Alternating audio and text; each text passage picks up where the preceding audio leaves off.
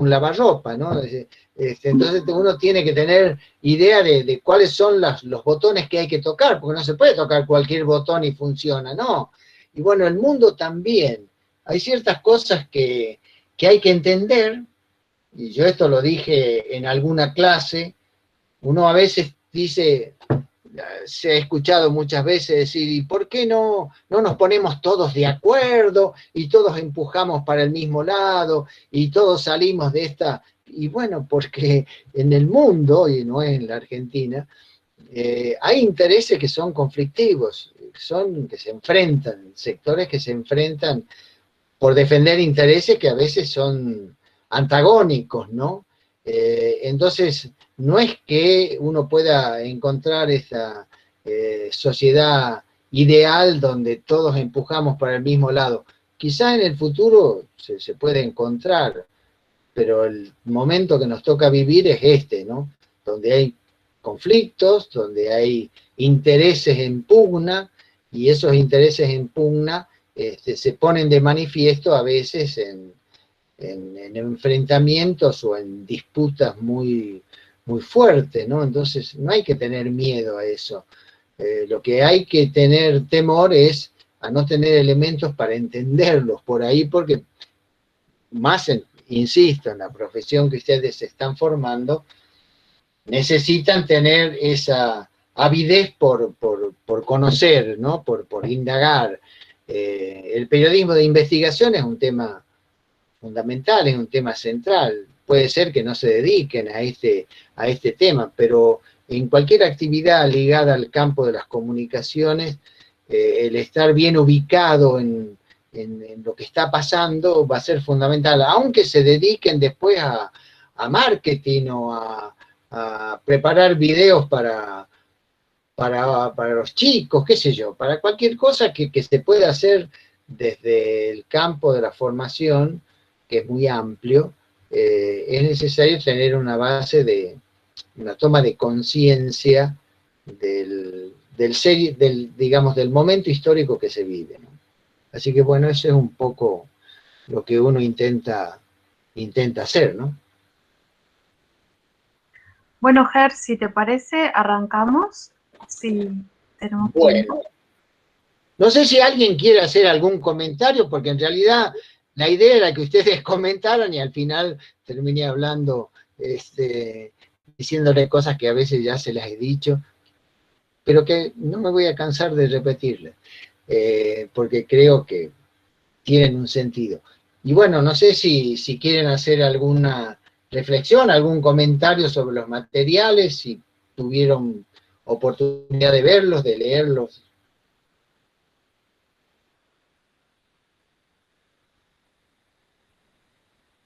Ahí en el chat, bueno, pusieron que sí, bueno, hay Sol puso que estuvo leyendo, que les gustó los de la segunda unidad, especialmente el texto de Beltrán y el de Dagrón y Tufte. Después Lizardo Martínez, Agustina Belén también, dijo que en su grupo están leyendo, pero a algunos les costaron leer y bueno, justo marcaban que el de Dagrón y Tufte tiene un problema en una de las páginas.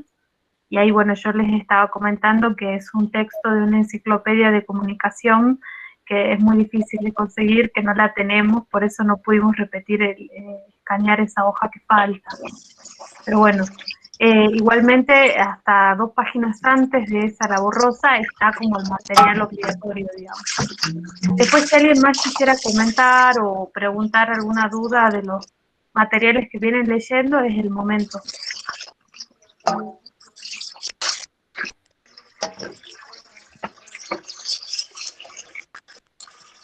Mercedes dice, algunos de los textos los vimos en comunitaria y en seminario de investigación, así que fue útil repasar.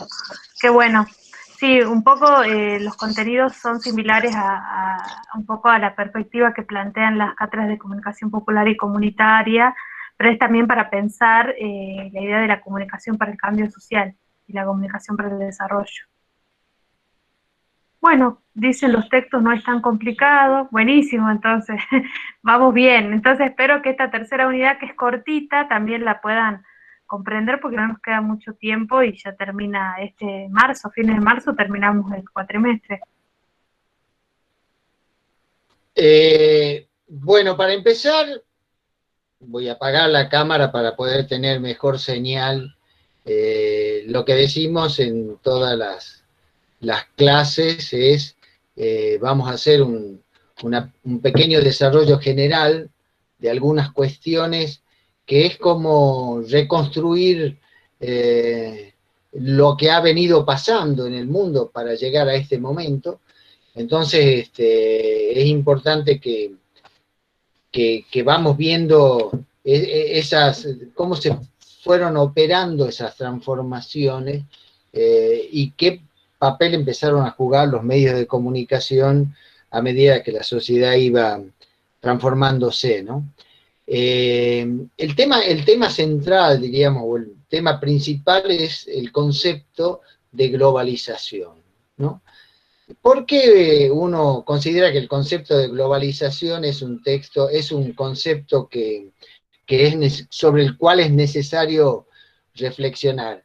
Y porque en los últimos años, y eso lo vamos a ver en este desarrollo general, el mundo ha ido adquiriendo ciertas formas de vinculación entre los estados nacionales, con algunas transformaciones que también vamos a ir viendo de esa organización de los estados, que fueron reduciendo, diríamos, la distancia, el tiempo, lo que sea. O sea, nosotros estos días estuvimos asistiendo a que aviones de aerolíneas argentinas hacían vuelos directos a Rusia para traer la vacuna.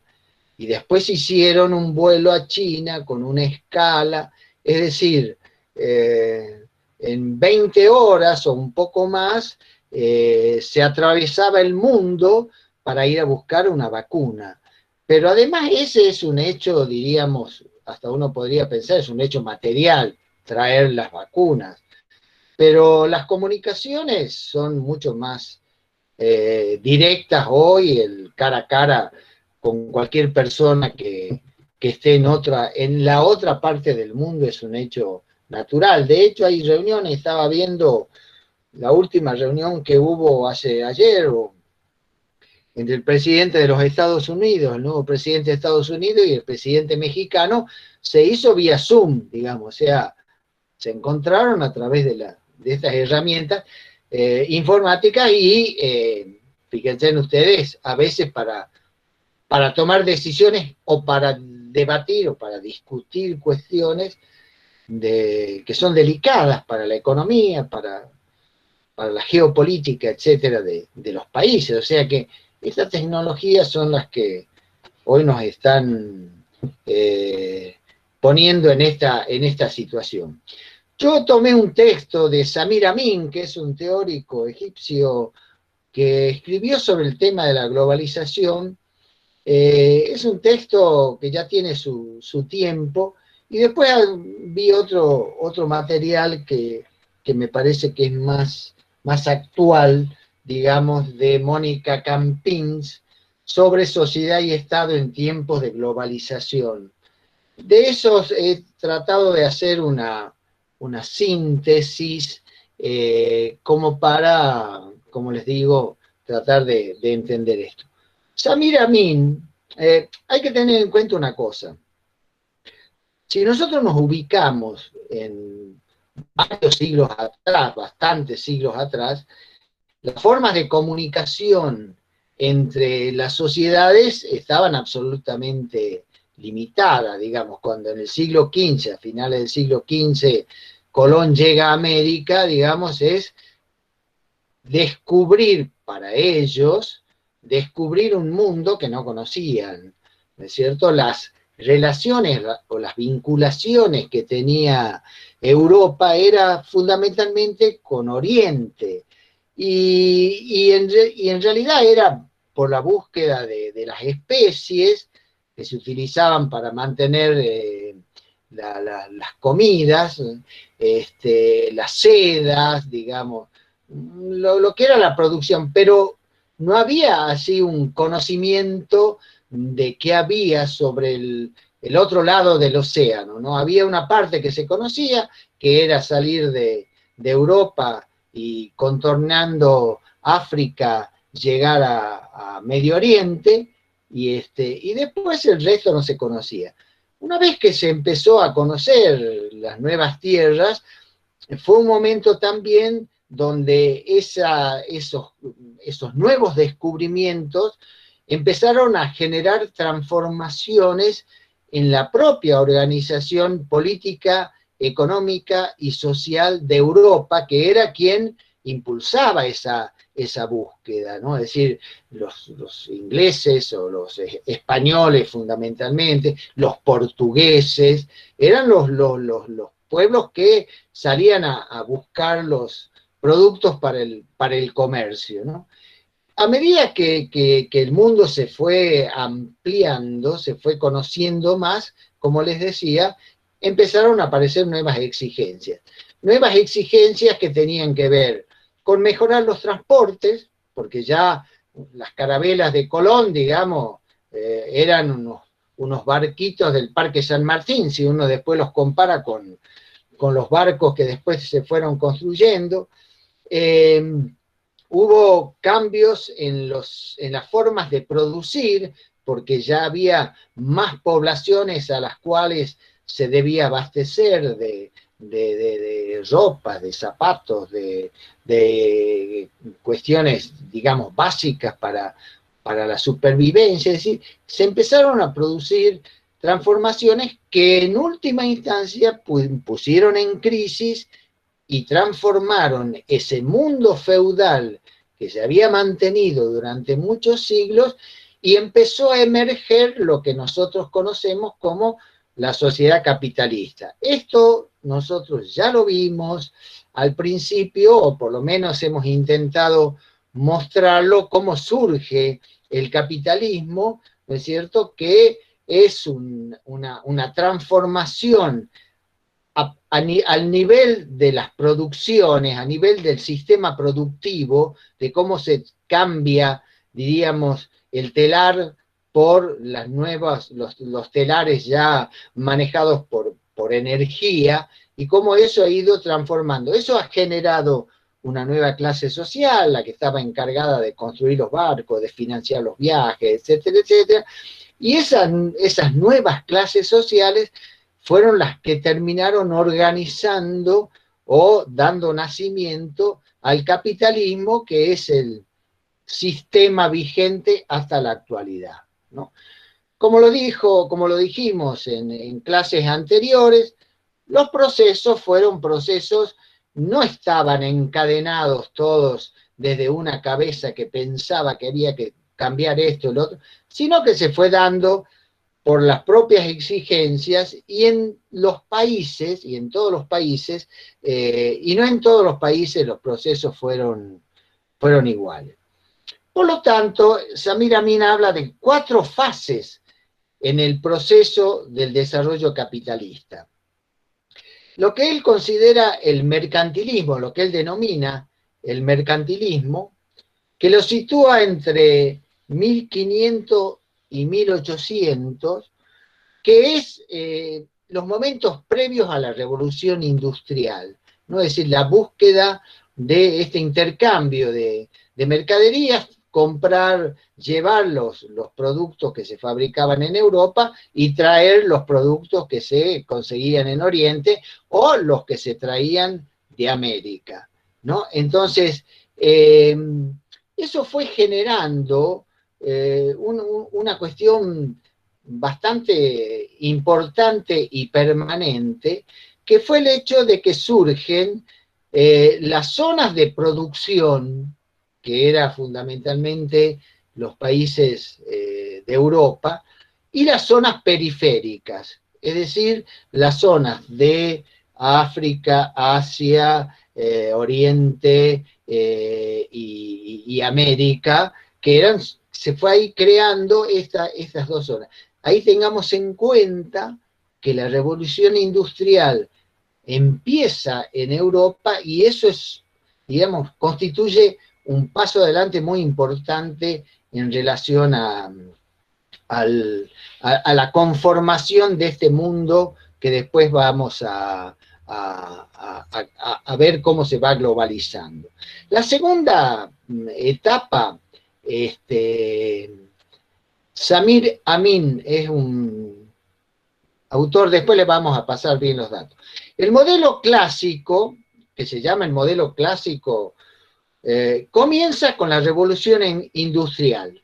La revolución industrial es esta cuestión de empezar a utilizar nuevas energías, utilizar nuevos materiales, utilizar las tecnologías, los descubrimientos científicos que se van produciendo a partir de estas nuevas exigencias, y eso es lo que permite el crecimiento y el desarrollo de los llamados países centrales, ¿no? Y también esa situación de que hay países que producen bienes elaborados a partir de tecnología y países que solamente aportan a ese mundo con productos naturales, ya sean minerales o sean productos de la alimentación, va a ir generando lo que se conoce como una División Internacional del Trabajo. ¿Qué significa la Organización Internacional del Trabajo? Que se va conformando un grupo que su fortaleza está en el desarrollo industrial y países de la periferia que no logran empezar con esos procesos de desarrollo industrial y por lo tanto continúan manteniéndose como países productores de materias primas para esos países que estaban en plena producción industrial. Digamos, llevar el algodón para poder después hacer los tejidos de la ropa, etcétera, etcétera. Bueno, esa división internacional del trabajo va a ir conformando un mundo que empieza ya un proceso de lo que se conoce como globalización, en la medida que la vinculación que hay entre los países empieza a agilizarse, ¿no? O sea, ya duran menos tiempo los viajes de Europa a América o de Europa al África, ya empieza, diríamos, a generarse una nueva situación económica con países que tienen más riqueza que otros a partir de que venden productos elaborados y compran productos primarios. Es decir, hay una serie de cuestiones que empiezan a definirse en esta etapa. Y es también el momento, esto veníamos hablando en términos económicos, el momento en que surgen los estados nacionales, es decir, la nueva organización política desde las cuales se generan estos procesos ya no se dan en las monarquías que existían en el pasado, sino en los estados-nación, que eran, como hemos manifestado ya en otras oportunidades, una organización política que tenía a su vez una forma de economía o la construcción de una determinada economía de acuerdo a las características. Entonces empiezan los estados nacionales y ahí se define esto que decíamos de la División Internacional del Trabajo.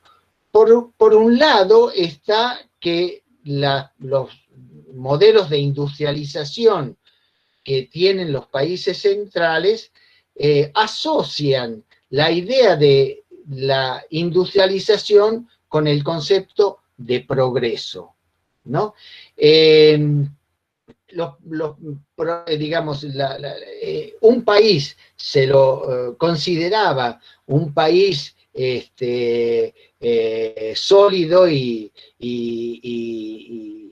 un país, diríamos, con presencia en el mundo en la medida que desarrollara su industria, ¿no?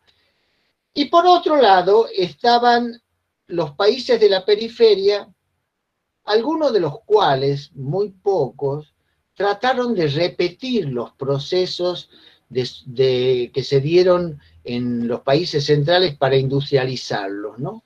Y eso hace que se empiecen a dar situaciones de ciertos procesos de desarrollo industrial en algunos países de la periferia. En muchos casos eso se vio desacompasado en el tiempo, ¿no? Si uno compara la historia argentina, puede encontrar que recién a mediados del siglo XX, recién aparece un proceso de industrializaciones y el desarrollo de una industria nacional que pudiera producir los productos que antes se compraban desde el exterior. Otros países de América Latina no lo hicieron, no lo realizaron, y otros países lo hicieron mucho más tarde. Por ejemplo, el caso de Brasil, que su proceso de industrialización viene con posterioridad a la Segunda Guerra Mundial, aspectos que nosotros ya los hemos señalado en otro momento. El tercer periodo del que habla este autor es la globalización que surge después de la Segunda Guerra Mundial. Y él lo sitúa entre 1945 y 1990.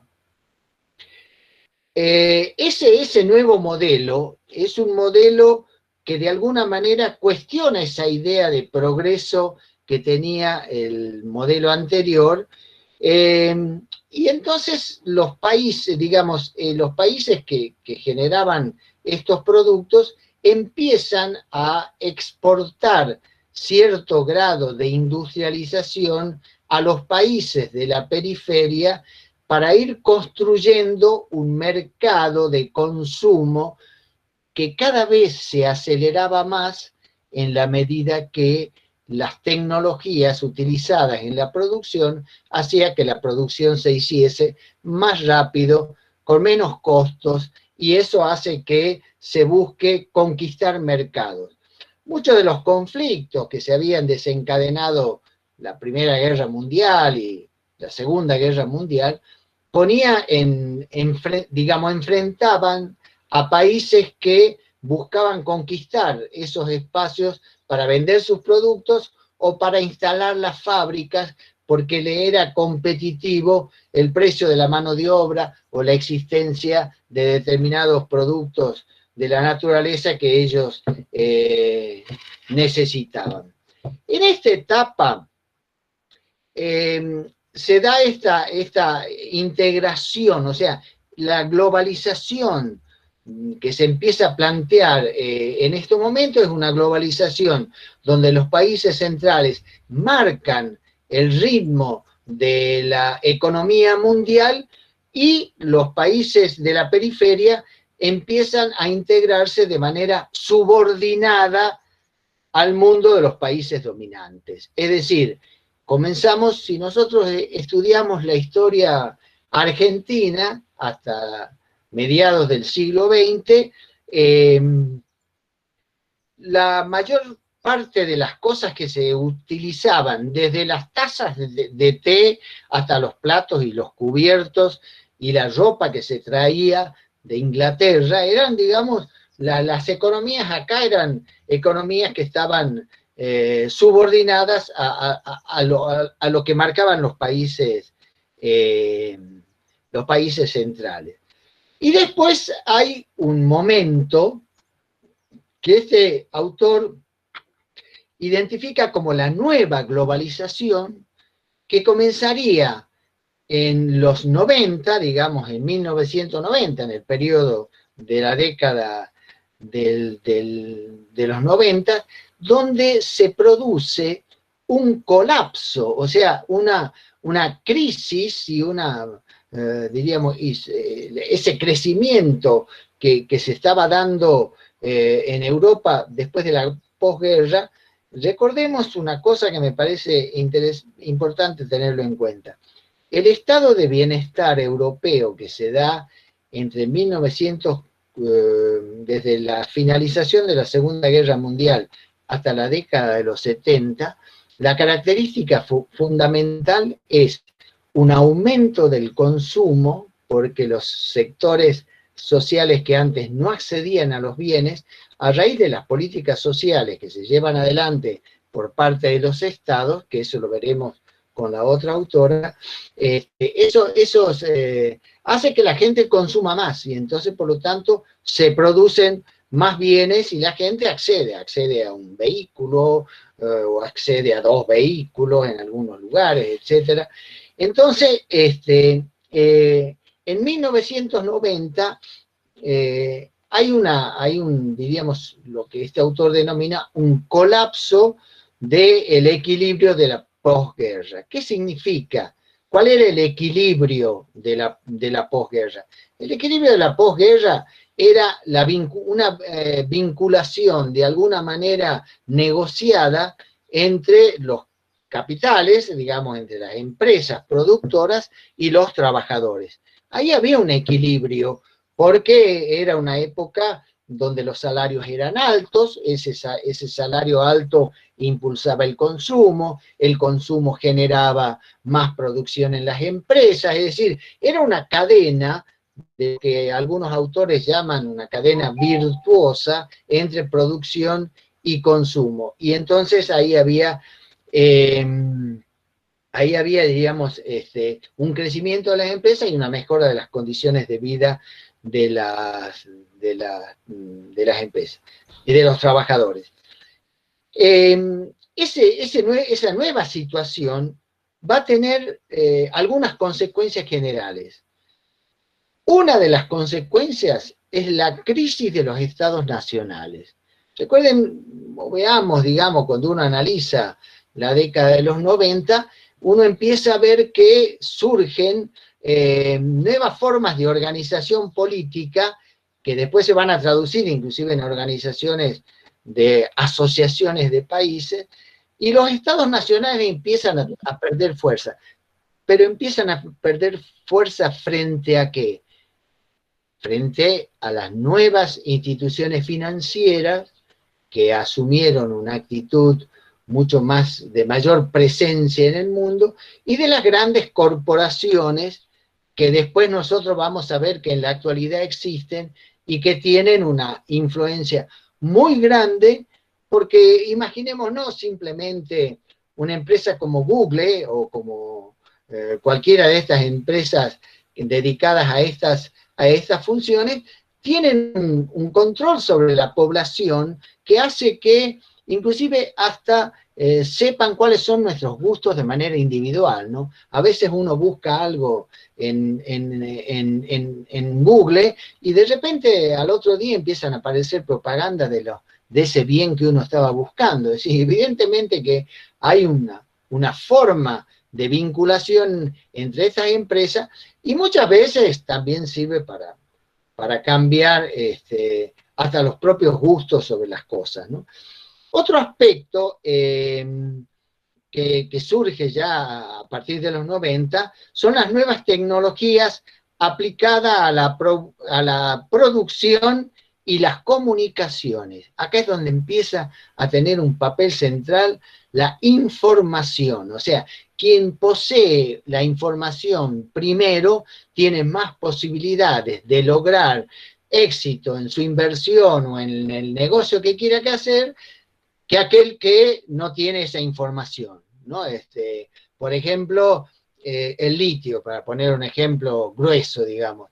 El litio era evidentemente un mineral que existe en Argentina, en Chile y en Bolivia, pero era un mineral que estaba con la sal y que de repente no era importante para las nuevas tecnologías, hasta que se comienza a utilizar el litio en las pilas.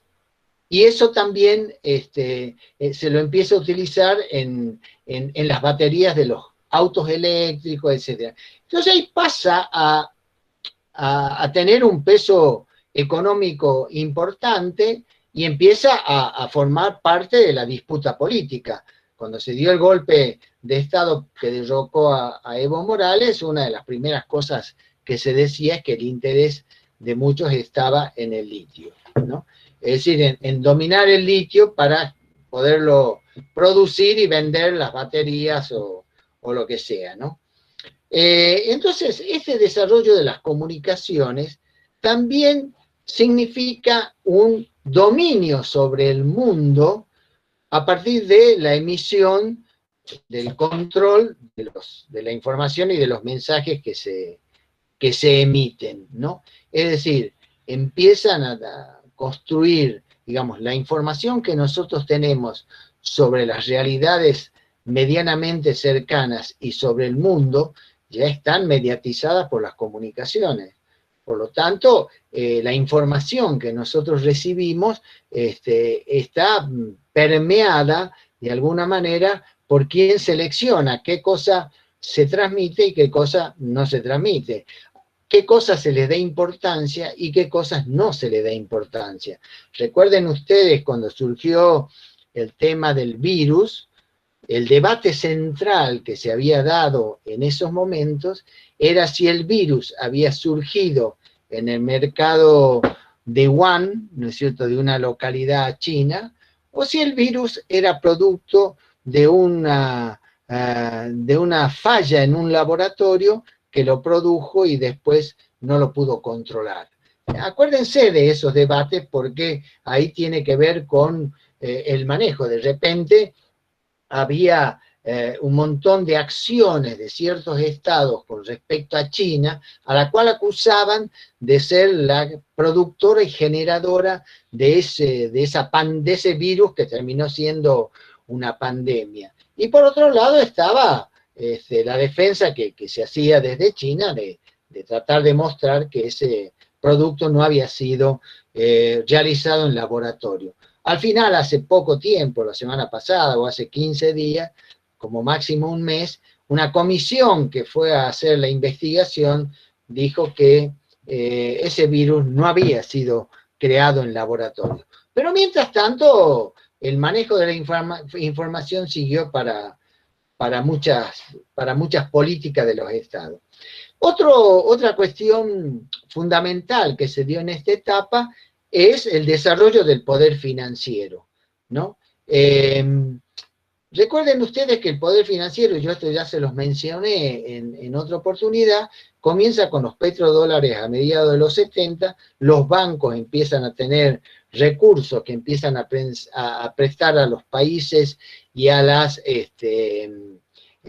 los países y a las empresas, y aquí empieza a producirse un fenómeno que es el que va a tener vigencia en la actualidad, y es el surgimiento de las grandes corporaciones. Porque antes uno tenía en los países desarrollados, tenía empresas fuertes, qué sé yo, Ford, Chevrolet en Estados Unidos, otras empresas europeas que fabricaban productos de consumo familiar, etcétera, etcétera. Pero esas empresas empezaron a formar parte de conglomerados, es decir, ¿qué es un conglomerado? Son digamos, un grupo de empresas dedicadas no todas al mismo rubro, sino a rubros diferentes, y que hacen que ese conglomerado de empresas, que es dirigido desde un centro económico constituido, digamos, que es la empresa madre, el resto de las empresas, de alguna manera, tienen que responder a las políticas que se definen en ese nivel de intereses que tienen los que dirigen estos procesos. Y ahí empiezan a formarse las grandes corporaciones. ¿Cuál es, diríamos, la importancia de destacar esto? Las grandes corporaciones empiezan a tener un papel en el desarrollo económico que inclusive terminan compitiendo y en algunos casos dominando a los propios estados nacionales. Esos estados nacionales que se habían conformado para poder generar una organización política y económica, empiezan a ser inclusive dominados o influidos de manera de orientar las políticas de los estados nacionales por las grandes corporaciones, ¿no? Y los grandes grupos financieros, que son los grandes bancos del mundo. Para cerrando esta primera parte, diríamos que para este autor el proceso de globalización en esta etapa se genera a partir de 5 monopolios. Uno es el monopolio tecnológico, es decir, los países que desarrollan determinado nivel de tecnología tienen ventajas sobre aquellos países que no la tienen. Esto lo podemos ver si comparamos Japón, Alemania, Estados Unidos, los países, después China, que también empezó con eso. Y en esa primera etapa, en muchos casos, el Estado había adquirido un papel fundamental en el proceso de desarrollo, y esa participación luego va a ser cuestionada, ¿no? Es decir, se va a plantear que el Estado no debe intervenir en eso, ¿no? El segundo aspecto que este autor destaca es el control de los mercados financieros mundiales. Si uno se pone a ver en el mundo los grandes bancos, y son 5 o 6 los que tienen sus sucursales en el mundo. Es decir, si uno va por el centro de Salta, ¿no es cierto?, la mayoría de los bancos que están ahí son bancos que dependen de otros bancos extranjeros. De hecho, hubo algunos momentos donde esos bancos tenían mucha mayor presencia. Los de capital nacional son muy pocos en la Argentina y en el mundo también. Eso hace que ese capitalismo financiero también influya sobre las políticas de los propios estados.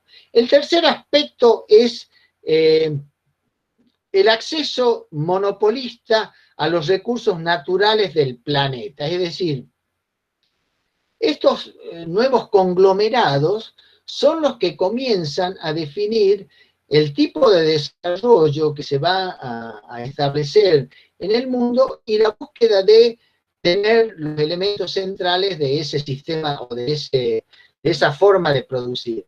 ¿Por qué hay luchas en el mundo? ¿Por qué hay enfrentamientos en Siria, en Irak, en Irán?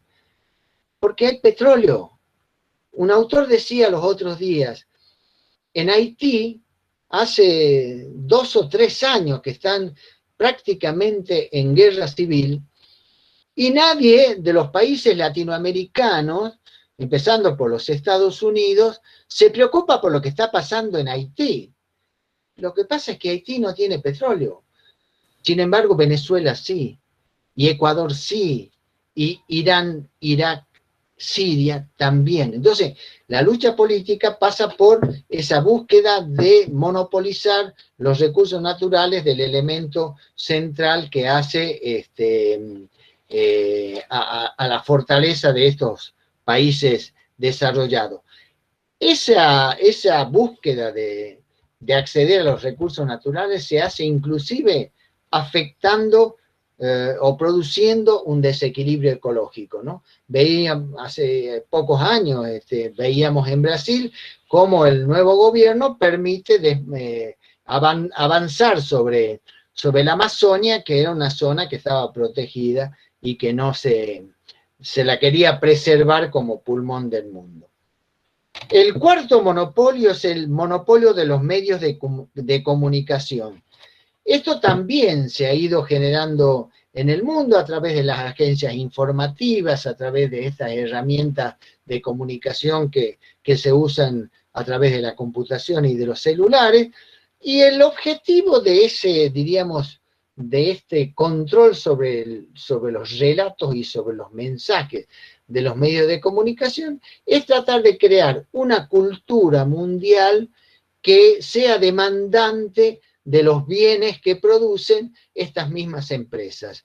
Es decir, este conglomerado de empresas de alguna manera van imponiendo sobre el mundo determinados gustos que a veces pasan o por la ropa, o por el modelo de celular, o por el tipo de computadora que se utiliza, o sobre los modelos de auto que se ponen como más importantes. Es decir, hay una búsqueda de una demanda mundial de los bienes que se producen. No es casual que nosotros en la Argentina, pese a tener en algún momento un desarrollo industrial importante en la industria automotriz, hoy tengamos Toyota, Nissan, Chevrolet, Ford, empresas, el BMW, digamos, sea, empresas que abarcan a una producción de bienes que responden fundamentalmente a las matrices.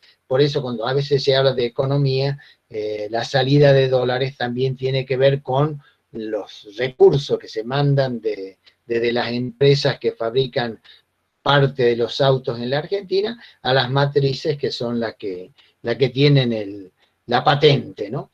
Entonces ahí esa universalidad de la cultura lleva implícita también una forma de manipulación política, es decir, hay también un mensaje que tiende a favorecer determinadas formas políticas o el desarrollo de lo que se conoce también como los movimientos antipolíticos, ¿no? Aquellos que dicen que la política es mala, que la política es sucia, que la política es fea, que todos son iguales, y ese mensaje, ese relato ha tenido mucha influencia en ciertos países. Un ejemplo de los más destacados de los últimos años fue el triunfo de Donald Trump en los Estados Unidos, y después cuando vimos esa, casi en el momento en que él debía abandonar el gobierno, cuando esos partidarios de él toman el Congreso, en realidad hasta las consignas que se daban era buscar a los senadores para matarlos. O sea, se había llegado y se ha llegado a un nivel de enfrentamientos, eso que en la Argentina se habla de la grieta, existe en la mayoría de los países del mundo. Y eso también tiene que ver el desarrollo de los medios de comunicación. Y el quinto, que es quizás el más grave en términos de sus efectos, es el monopolio de las armas de destrucción masiva. Cuando uno ve, por ejemplo, las armas que utiliza Estados Unidos en las guerras que instala en el resto del mundo, uno se da cuenta, digamos, del peligro que hay detrás de ese desarrollo, porque son los únicos países que tienen la energía nuclear, las bombas atómicas, que podrían llegar a destruir el planeta. Entonces eso le da mucho peso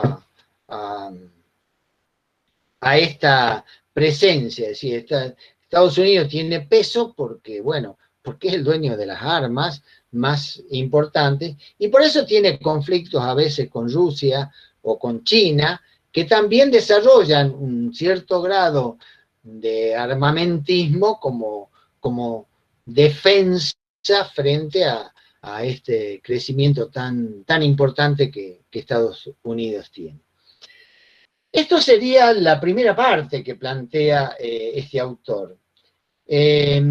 La autora que yo le mencioné, Mónica Campins, habla de dos fases de integración al final de la Segunda Guerra Mundial. O sea, no hace el análisis que hace el otro autor, sino que parte de la integración al final de la Segunda. Y dice, el primero es los acuerdos de Bretton Woods. Ustedes me preguntarán qué es los acuerdos de Bretton Woods. Profe, Sí. ¿Puede por favor volver a repetir el nombre de la autora? La autora se llama Mónica Campins, como el camping de acá, nada más que en vez de terminar en G, termina en S. Profesora magíster en Ciencias Sociales, con orientación en Educación, y trabaja en universidades argentinas. Bueno, los acuerdos de Bretton Woods, que se escriben Bretton, W-O-O-D-S, fueron, diríamos, la salida de la Segunda Guerra Mundial. Recuerdan que nosotros dijimos en algún momento que la salida fue una búsqueda de instalar una especie de paz permanente, ¿no? Y esos acuerdos, en esos acuerdos que surgieron desde las Naciones Unidas, ahí se definió la necesidad de mantener una economía equilibrada entre los países para evitar que esos desequilibrios económicos terminaran en enfrentamientos que podían llevar a nuevas guerras. Esos acuerdos, de esos acuerdos surgen el Fondo Monetario Internacional, que conocemos en gran medida y que ahora está en el tapete, y luego va a surgir el Banco Mundial, dos organismos creados por las Naciones Unidas para tratar de, digamos, vincular las economías de los países y evitar las grandes crisis. Esos acuerdos de Bretton Woods duraron hasta mediados de los 70, ¿no? Y a mediados de los 70, esto que les venía diciendo yo a ustedes, a mediados de los 70 se produce la crisis del petróleo y empieza un cambio, no solamente en las políticas económicas, sino también surgen nuevas corrientes dentro del liberalismo, nuevas corrientes económicas que van a plantear una transformación de muchas de las políticas que se habían ejecutado en los países centrales durante la época que duraron los acuerdos de Bretton Woods. A partir de los 70 comienza un desmantelamiento de los acuerdos de Bretton Woods. El crecimiento, ese crecimiento que había llevado a la recuperación europea de la posguerra, empieza a se interrumpe, los países por los conflictos que empiezan a presentarse en la medida que se recortan ciertos derechos sociales, hay más conflictos, entonces se interrumpe entonces el crecimiento y hay una crisis económica en los países desarrollados. ¿Sí? Ya no se puede mantener a los países, a las políticas sociales de contenido universalista, y entonces empieza una etapa que va a tener, diríamos, su inicio en ese momento y su continuidad hasta esta época. Esta autora destaca un español que se lo conoce en Ciencias de la Comunicación, que es Castel, que él marca que a partir de estos momentos las economías se empiezan a basar en las tecnologías de la información y el conocimiento, las famosas TICs, las tecnologías de la información y el conocimiento. Es decir, el poder ya no pasa por aquello que ya lo veníamos mencionando, sino que hoy es importante la utilización de estas nuevas tecnologías y de los conocimientos que yo les mencionaba recién, que eran la base de las inversiones que se hacían. La nueva economía se basa en el manejo de la información. Eso que le dije recién, el que llega primero con la información tiene posibilidades de poder lograr más éxito que aquel que no logra alcanzarlo. Y hay una búsqueda, según este autor, de una economía global, ¿no? Es decir, una economía a nivel planetario que de alguna manera representaba lo que se conoce por un lado como el fin de la geografía y el fin de la historia, ¿no? Es decir, ya no los estados nacionales es como que empiezan a quienes impulsan estas políticas, a tratar de que los estados nacionales se conviertan en un mundo de una apertura total al ingreso de capitales y al funcionamiento de la economía, y eso hace que también el mundo geográfico que antes estaba dividido en estados nacionales ese mundo geográfico también empiece a ser cuestionado y buscando construir una nueva globalización que permita, ya no basada en las políticas de generación de riqueza y redistribución, que fue el estado de bienestar, sino en políticas de generación de riqueza para tratar de abarcar el mayor espacio de dominio económico sobre el mundo. Ahí los países empiezan a buscar sistemas de organización para defenderse frente a las grandes potencias, y entonces frente a los Estados Unidos aparece la Comunidad Europea, ¿no? Es decir, la Unión Europea. ¿Qué es la Unión Europea? Es una búsqueda de los países, de los estados nacionales, que en algún momento eran poderosos, como Francia, Alemania, etcétera, que empiezan a unir sus economías para tratar de poder dominar o por lo menos evitar que las grandes potencias, fundamentalmente los Estados Unidos, los termine sometiendo.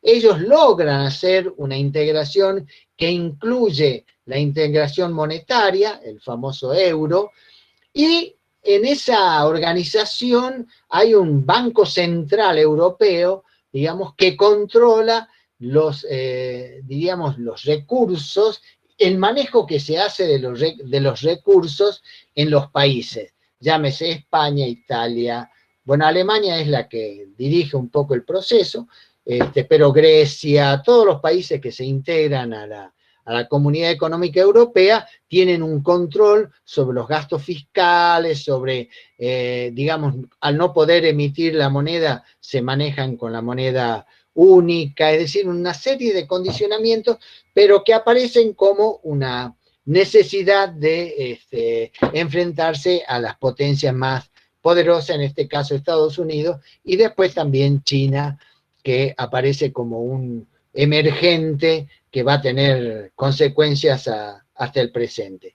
Ese nuevo escenario, por ejemplo, en América, impulsó el Mercosur, que no llegó a consolidarse de la misma manera que se consolidó la Comunidad Europea, por varias razones, entre las que está el juego de las grandes potencias, que veían que si los países latinoamericanos se unían también de la misma manera que se habían unido los europeos, peligraban, diríamos, los intereses estratégicos y económicos fundamentalmente de los Estados Unidos. Por eso es que el Mercosur no llega a alcanzar la unidad monetaria, no llega a establecer políticas financieras, digamos, que sirvan para que las economías de estos países latinoamericanos no estén en crisis permanente,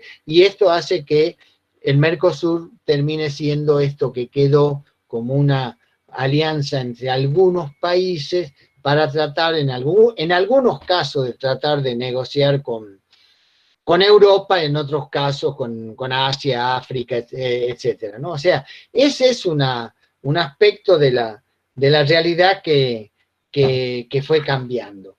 Entonces, creo que un poco para ir cerrando esta cuestión, lo que pasa en el mundo a partir de la crisis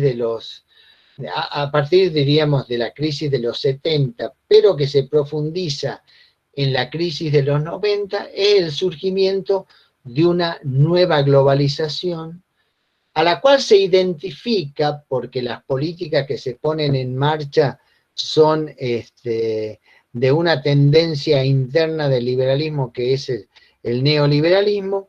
Entonces, lo que buscan estas políticas de los países centrales es una globalización que incluya la apertura de los mercados que componen los estados-nación, la apertura de esos mercados para el comercio, para el negocio con las las materias primas y crear una especie de orden mundial, de un nuevo orden mundial, donde el consumo y la cultura fundamentalmente actúe en un mismo sentido, ¿no? La cultura de la competencia, la cultura de la búsqueda del individualismo como estrategia de superación de los estados personales y tratar de salvarse de las condiciones del contexto que a veces no son beneficiosas. Entonces se fomenta una cultura con esas características, se abandona, lo dijimos en una clase anterior, se abandonan los principios de solidaridad social y se fortalecen los principios de la competencia y de la búsqueda de lograr, como decía, que cada uno pueda construir su propio futuro. El famoso, en la época de Mauricio Macri se hablaba mucho del emprendedor, ¿no? Del emprendedurismo, ¿no? Que es aquella persona que logra detectar un espacio de inserción en el campo de la producción que le va a generar, si acierta, le va a generar muchas ganancias. Y entonces aparecen, ustedes habrán visto, están más informados que yo en ese sentido, algunas personas que a través de los medios informáticos, a través de páginas que abren de determinada manera, ofreciendo determinados productos, empiezan a tener digamos, un impacto mundial muy grande, algunos de los que ganan plata haciendo ese tipo de tareas y ese tipo de funciones.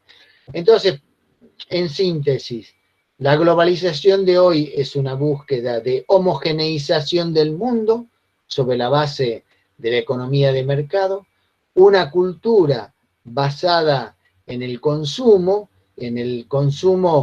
diríamos, de obsolescencia rápida, es decir, el celular al poco tiempo ya hay que cambiarlo, la computadora al poco tiempo también hay que reemplazarla porque los nuevos programas no entran, es decir, las nuevas tecnologías se convierten no solamente en una herramienta de difusión de esta cultura, sino también que se termina imponiendo. Y cuando uno ve lo que pasa en el mundo, se da cuenta que hay mucha semejanza entre las juventudes o los sectores jóvenes o no tan jóvenes en todos los países, ¿no?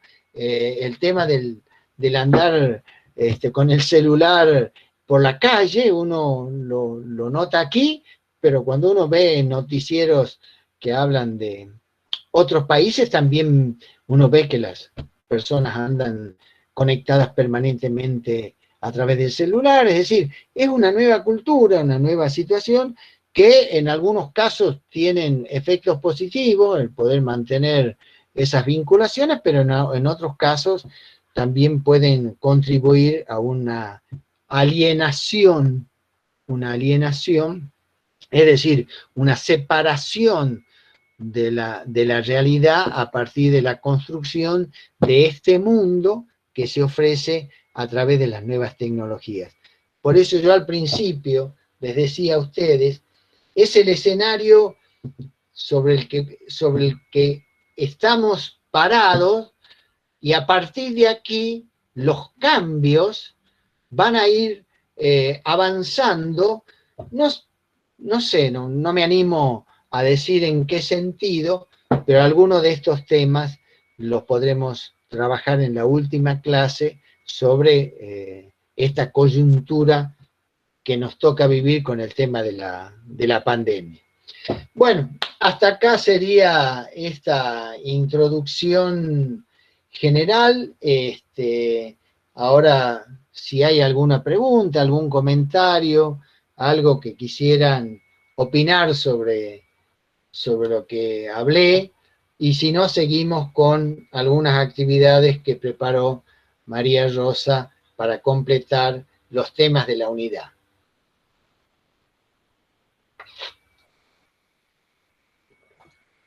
Yo tenía más que una duda, yo me quedé en la parte de los 5 aspectos en el primero, no pude llegar a anotarlo.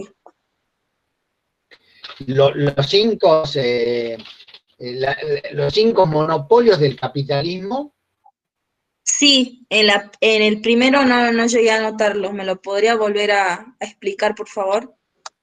Explicar. Yo les voy a decir, en líneas generales de lo que hablaba este autor, era que después de estos procesos que vimos desde el mercantilismo hasta llegar al capitalismo actual, diríamos, se fueron construyendo estos monopolios. ¿Por qué se fueron construyendo los monopolios?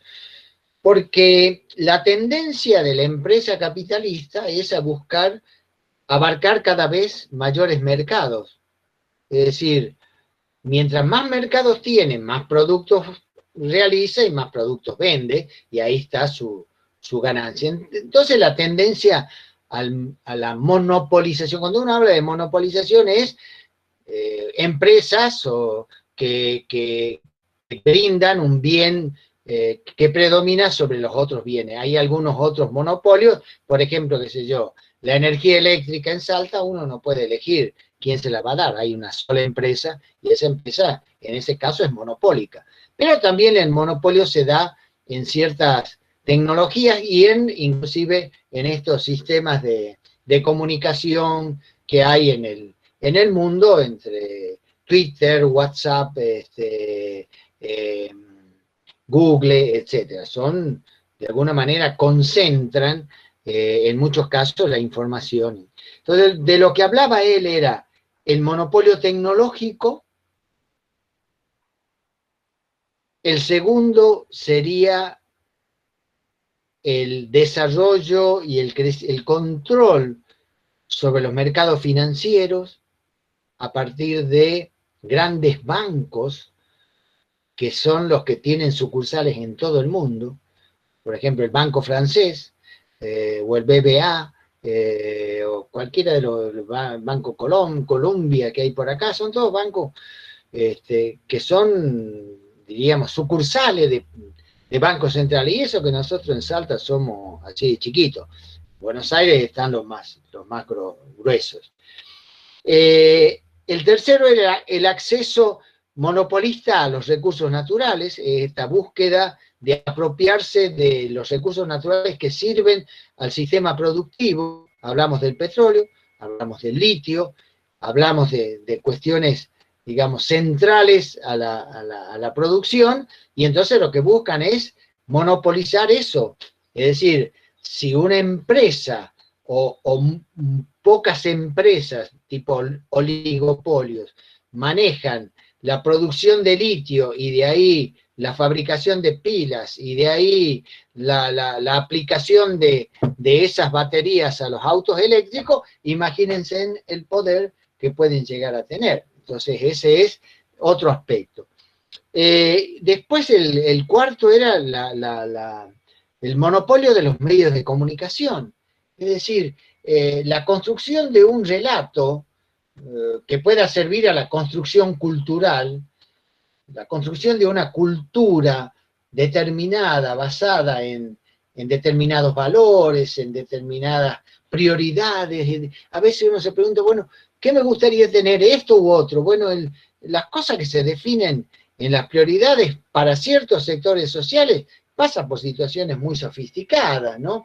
Un reloj de marca de excelencia, de mucho valor, digamos, cuando uno se conforma con tener un reloj para saber la hora, hay otros que quieren tener un Rolex, y si pueden tener un Rolex de oro, y etcétera, etcétera. Entonces, eso también, los medios de comunicación, de alguna manera, transmiten ese mensaje a través de las propagandas, a través de los programas, a través de los opinólogos y opinólogas que están en muchos programas, que son los que de alguna manera van generando un cierto consenso que uno inconscientemente lo va incorporando, ¿no? Porque forma parte de una cultura donde la reiteración de ciertos relatos o de ciertos mensajes hace que la terminemos asumiendo. Y después, el último era el monopolio sobre las armas de destrucción masiva, que ese era el tema más candente porque la sofisticación de las armas que se utilizan, por ejemplo, en Siria, en Irán, en las zonas donde hay hoy guerras, enfrentamientos muy fuertes, la sofisticación es muy grande. Ustedes habrán visto los famosos estos aviones no tripulados que son capaces de llevar bombas y largarlas en los lugares que están programados, pueden ser direccionados desde tierra, a través de mecanismos tecnológicos también, que permiten ver el objetivo, y así mataron la vez pasada al mayor jefe militar de Irán, que fue en un atentado que se hizo con un dron o con un avión no tripulado, ¿no es cierto? Eso, por ejemplo, ha marcado una diferencia muy grande en las guerras, digamos. Hoy es posible a través de estos drones atacar objetivos muy bien definidos y orientados. Bueno, quienes manejan eso hoy tienen un poder sobre el resto de los países. Si nosotros comparáramos el equipamiento del ejército argentino en relación a eso, y nos damos cuenta que, bueno, tampoco necesitamos estar preparados para ninguna guerra, pero digo, la diferencia es una diferencia muy grande.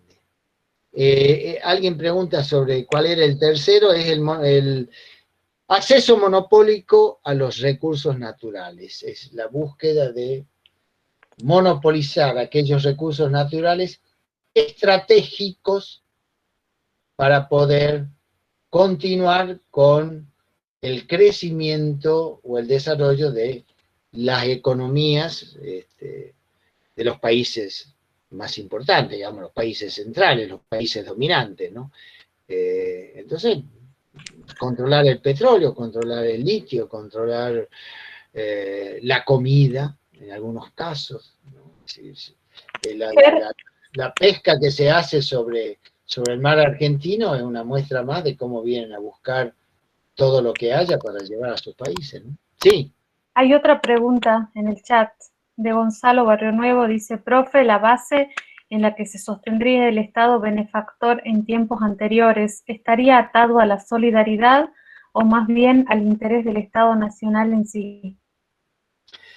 No, son cosas, digamos, los estados nacionales que surgen, digamos, que sobreviven o se reconstruyen después de la Segunda Guerra Mundial, lo que hacen es utilizar como contenido político políticas sociales de cobertura, o sea, buscando igualar las condiciones, esto lo explicamos en alguna clase anterior, a tratar de igualar las condiciones sociales para que las personas puedan acceder a salud, educación, vivienda, jubilaciones, etcétera, etcétera, y eso les permite, digamos, y eso también tiene una estrategia política, y es evitar el conflicto que se da por la apropiación de los bienes en la sociedad. Yo al principio, cuando empezamos esta clase, yo les decía, conflictos existen en todo el mundo, y en muchos casos el conflicto se basa en la lucha por la apropiación, es decir, el trabajador quiere vivir mejor, quiere un salario mejor, que le permita tener una vida más desahogada, y el capital quiere ganar cada vez más, inclusive para poder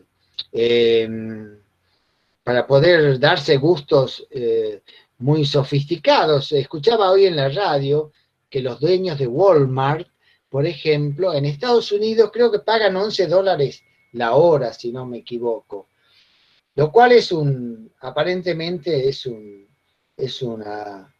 sueldo bajo para Estados Unidos, a los empleados de Walmart. Y se acaban de comprar por $5 millones o algo así, o un poco más, unos cuadros y no sé qué otra inversión fabulosa que hicieron. Claro, la familia dueña de Walmart quiere tener esas sofisticaciones, mientras los trabajadores de Walmart quieren que en vez que le paguen $11 la hora, le paguen 15 o 17, no sé.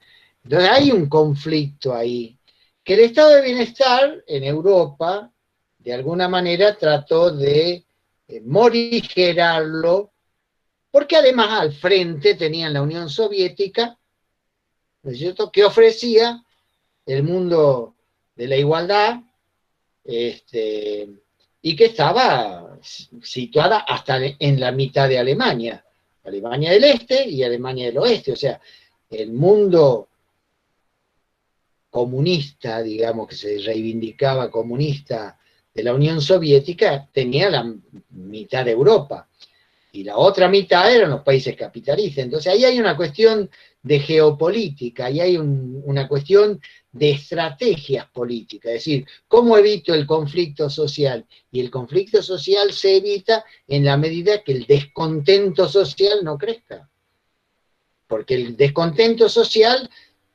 en la medida que crece, en algún momento explota. Entonces el estado de bienestar hizo una política, diríamos, pero además tenía que ver, yo esto lo expliqué también en su momento, con lo que había quedado como consecuencia de la Segunda Guerra: viudas, huérfanos, gente lisiada, gente que había perdido los brazos, las piernas, gente que había quedado con muchos problemas derivados de la guerra. Es como que el Estado se hizo cargo de ofrecerles políticas para mejorar esas condiciones. Y había una base de recepción social, porque todos reconocían que era de justicia que se diera esa redistribución. Después vino la década de los 70, vino la crisis, y ahí surgió esta otra idea de que el Estado no debe hacer políticas sociales, que cada uno debe tratar de lograr eso a través de sus propias iniciativas. Y hay ejemplos, ya los dimos en otra oportunidad. En Chile la educación es una educación privada, la mayoría. Y la gente se endeuda, a veces a niveles muy graves, para que el hijo pueda estudiar en la universidad. Y si el hijo o la hija no termina la universidad, lo mismo tiene que pagar el crédito. Bueno, eso es privatizar la educación pública, que en otros países, como en la Argentina, es gratis. Ustedes asisten a una universidad sobre la que no tienen que pagar ninguna cuota, tendrán gastos de transporte, de comerse un sándwich porque están muchas horas, lo que sea, pero no hay que pagar. En otros países tienen que pagar todo. Entonces, esa era la diferencia en Europa durante el estado de bienestar. Bueno, ¿alguien más quiere hacer alguna consulta o comentario al profe?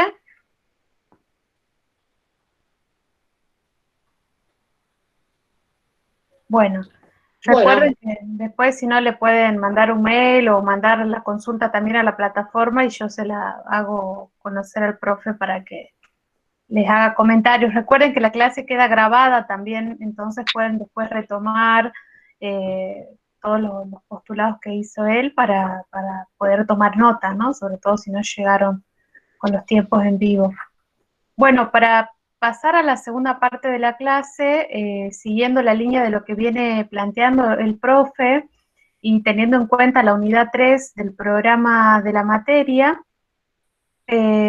uno de los temas que vamos a abordar ahora son los programas de transferencia condicionada, que son según el texto que nosotros vamos a trabajar base, es el texto que se llama Biopolíticas Neoliberales y Focopolítica en América Latina, los programas de transferencia condicional de Sonia Álvarez Leguizamón, que está entre la bibliografía obligatoria para el abordaje de esta unidad y que es uno de los temas que tienen para el próximo trabajo práctico, tema de parcial, etcétera.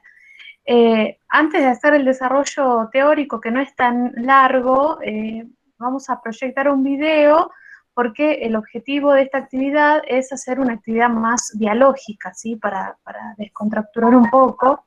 Yo voy a compartir un video cortito de 2 minutos de la ONU sobre los programas de transferencia, sobre un caso puntual. Y después vamos a hacer 2 preguntas para que ustedes puedan responder, así que les pido que presten atención a ver si se puede comprender el video. Bien, yo ahora voy a proyectarlo. Y ya les digo, acá era.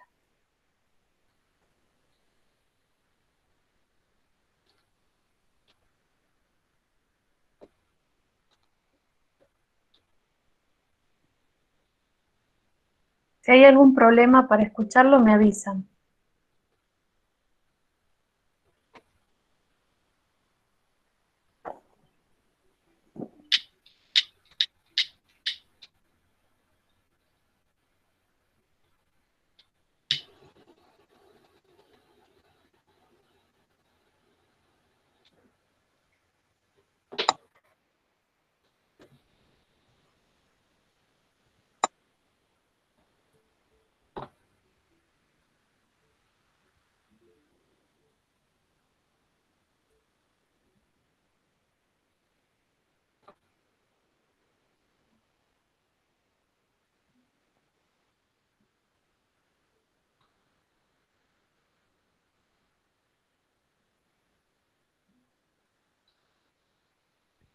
Profe, no se escucha el video. El video es solo música. O sea, el texto lo van a ir mirando porque todo es una musiquita nada más que suena como de fondo. No, no se está diciendo nada más.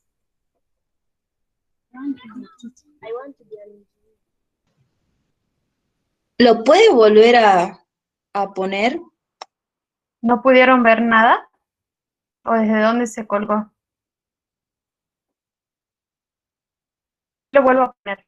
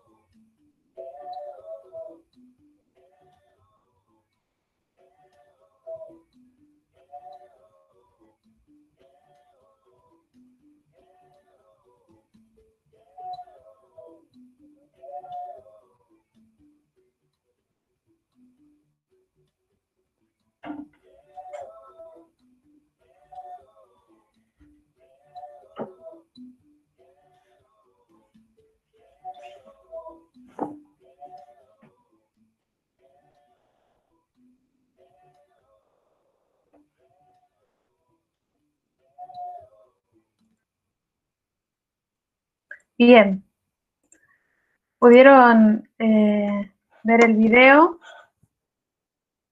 Recién le veo el chat. A ver, ¿qué les parece a partir de lo que pudieron ver? Que si bien obviamente es un video que promociona el programa de transferencia condicionada, sí, igual, Jonathan, no se preocupen porque el audio del video era solo una música de fondo. El texto estaba todo en el audiovisual, entonces si pudieron seguir el video más o menos lo van a poder entender. Entonces, sobre eso, quería preguntarles dos cuestiones. Por un lado, si creen que existe alguna forma de escapar, y digo escapar entre comillas, del círculo de la pobreza, que es justamente lo primero que plantea el video, y lo segundo, si conocen alguna experiencia similar en Argentina, ¿no? A ver, ¿qué opinan ustedes al respecto de lo que vimos de este caso concretamente, y si creen que es posible escaparle a ese círculo vicioso de la pobreza que plantea el video? A ver, anímense en hablar. La idea es que vamos también comprendiendo entre todos, ¿no? O qué es lo que observaron, qué les llamó la atención. Profesora, Sí, Mercedes, te escucho. si ver el video me da una tristeza porque al momento mismo de verlo, recuerdo nuestros pueblos originarios, actualmente en Tartagal, en Orán, en Embarcación, y ahora que se está visibilizando también mucho lo de Formosa. Y ahora, escapar a ese círculo de pobreza se va a necesitar años, y sí, no se va a poder lograr solamente a través de un Estado que tenga presente una serie de valores y finalidades, de todo lo que vimos también en Estado, Poder y Medios, donde estudiábamos lo que es el Estado benefactor, y toda la historia.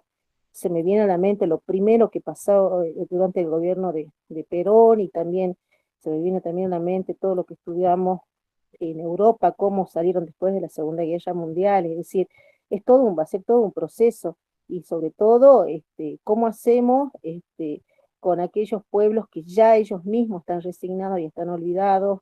Es difícil. No sé, es lo primero que me vino a la mente y me da mucha tristeza.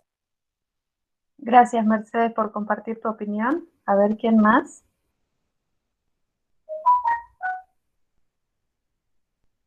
¿Están tímidos y tímidas?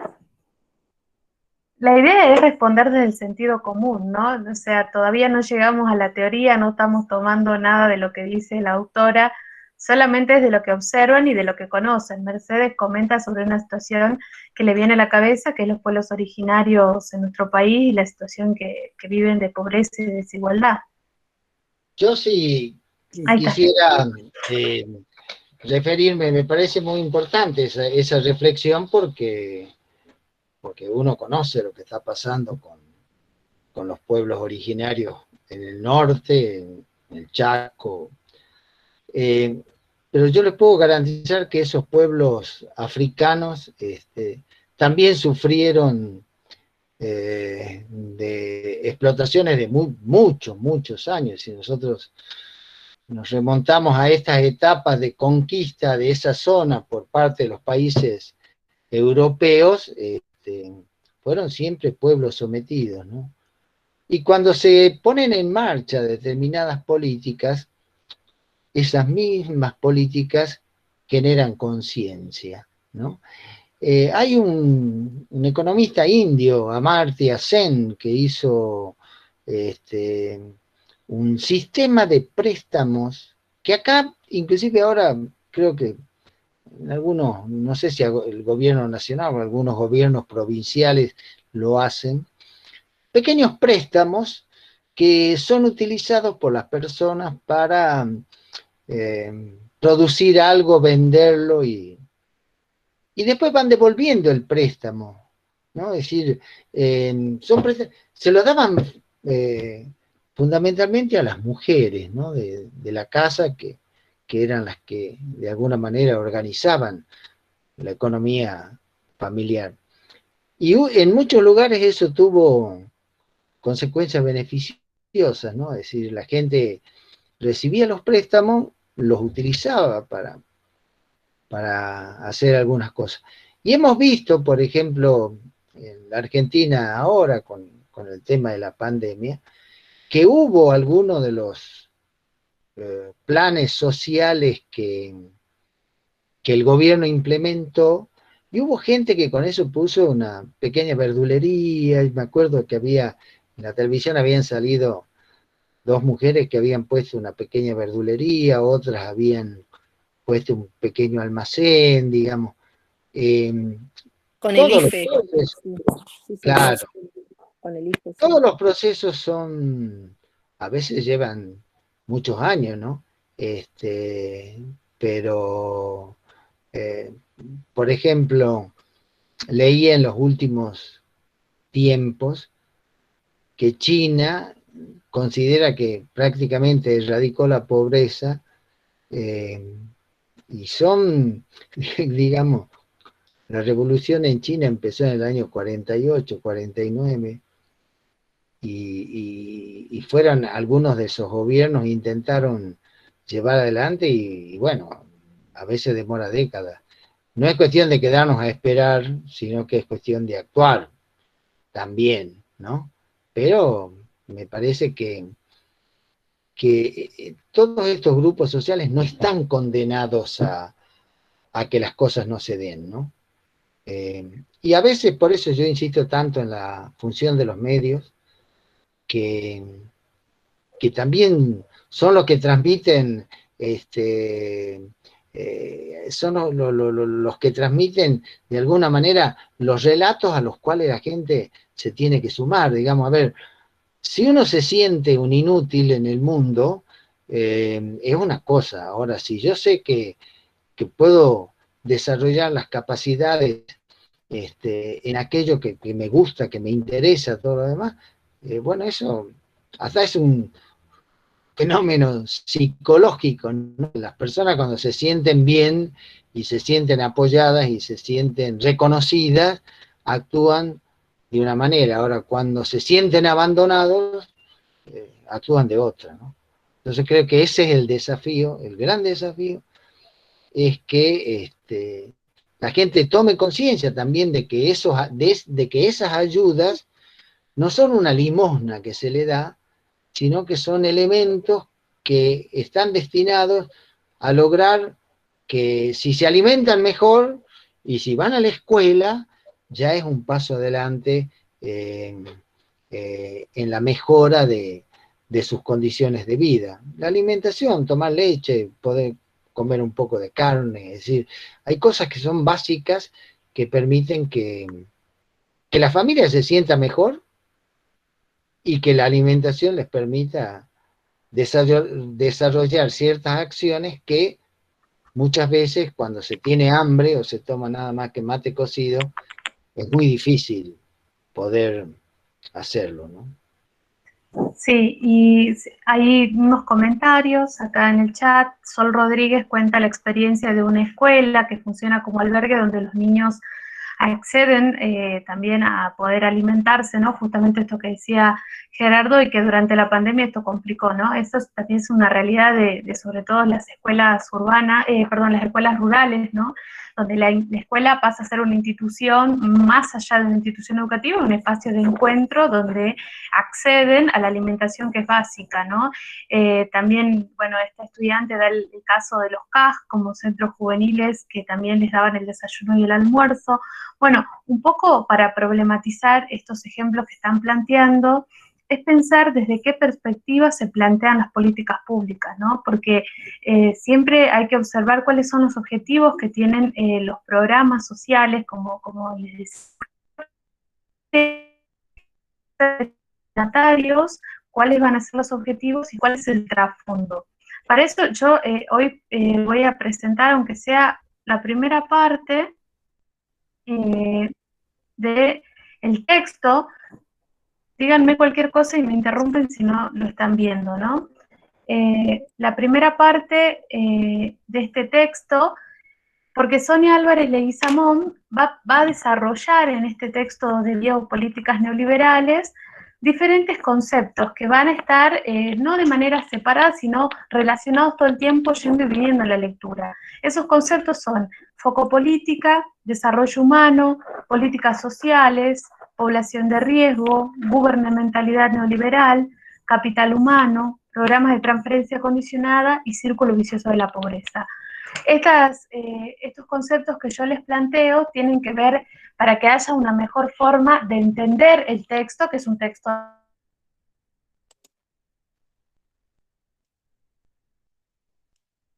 Hola.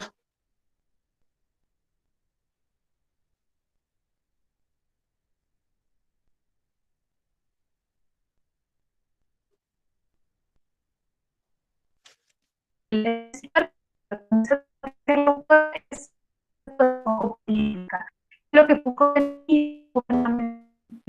Se cortó, profesora. Sí, María Rosa, se corta la explicación. Hola.